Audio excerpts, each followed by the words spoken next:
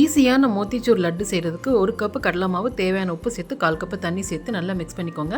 அடுத்து 1/4 கப்பு தண்ணி சேர்த்து மிக்ஸ் பண்ணிக்கோங்க. கொஞ்சம் கொஞ்சமாக தான் தண்ணி சேர்க்கணும். இப்போ 3/4 கப்பு தண்ணி ஊற்றிருக்கேன். கடைசியாக 1/4 கப்பு தண்ணி சேர்த்துருக்கேன். கொஞ்சம் கொஞ்சமாக தண்ணி சேர்த்தா தான் கெட்டி இல்லாமல் இருக்கும். இப்படி எடுத்து ஊற்றும் போது மாவு விழுகணும். என்ன நல்லா காஞ்சது லேசாக மாவு ஊற்றுனீங்கன்னா பூந்தி மேலே எலும்பி வரணும். இந்த ஜல்லிக்கரண்டியில் கூட ஊற்றி எடுத்துக்கலாம். 1 கப்பு கடலை மாவுக்கு 1 கப்பு தண்ணி சேர்த்துருக்கேன். அப்போ தான் பூந்தி லேசாக இருக்கும், பாவில் நல்லா ஊறும். இப்போ மாவு அப்படியே எண்ணெயில் கூட ஊற்றி எடுத்துக்கலாம். ரொம்ப முருகலாக வேக விடக்கூடாது. வெந்த உடனே டக்குன்னு எடுத்துடணும். தூளாக இருக்கிறது இந்த மாதிரி வடித்தட்டில் கூட அரைச்சி எடுத்துக்கலாம். பூந்தி ஆறுனது மிக்ஸி ஜாரில் சேர்த்து ஒரு பல்ஸ் கொடுத்து அரைச்சி எடுத்துக்கலாம். இப்போ பாகு எடுத்துக்கலாம். 3/4 கப்பு ஜீனி எடுத்திருக்கேன். ஜீனியோட அளவில் பாதி தண்ணி சேர்த்துட்டு கலர் சேர்த்துக்கலாம்.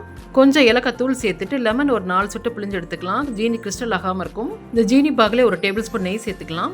ஜீனி பாகாக்க வேண்டியதில் கரைஞ்சாலே போதும். அரைச்ச பூந்தி அதோடு சேர்த்து நல்லா கலந்து கொடுத்துக்கலாம். இன்னும் ஒரு டேபிள் ஸ்பூன் நெய் சேர்த்துட்டு அப்படியே விட்டுறலாம். பூந்தி பாகில் நல்லா ஊறி இறுகிரும். இதை மாதிரி ஆறுனதுக்கப்புறமா உருண்டை பிடிச்சிக்கலாம்.